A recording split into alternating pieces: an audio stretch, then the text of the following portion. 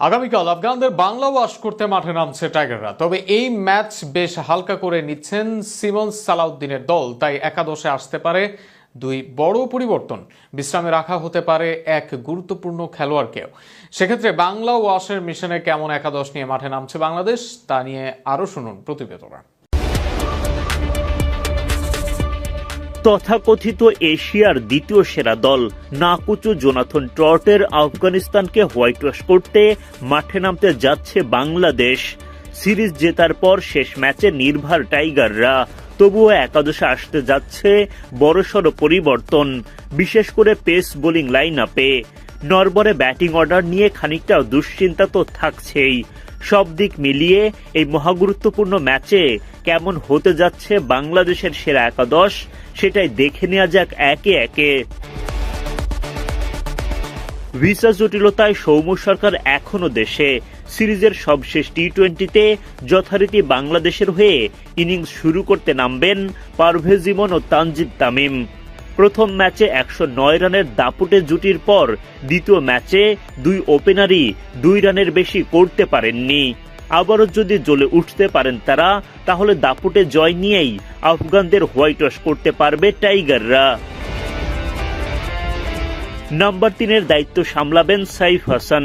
গেল ম্যাচে ভালো শুরুর আভাস দিলেও ইনিংস বড় করতে পারেননি। এবার তার সামনে বড় ইনিংস খেলার আরও একটা সুযোগ।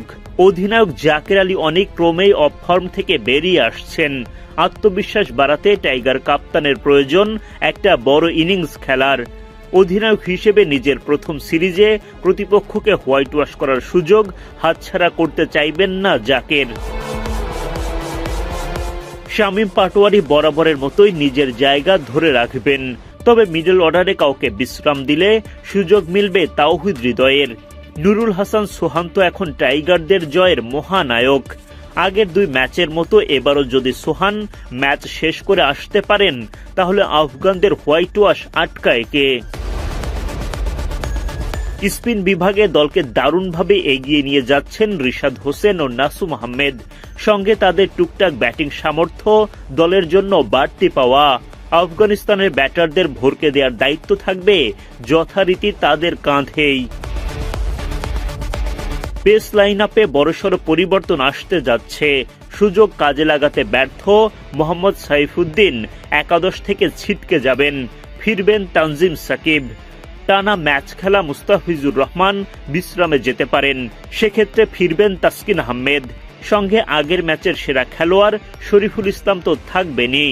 সব মিলিয়ে শক্তিশালী একাদশ বাংলাদেশের।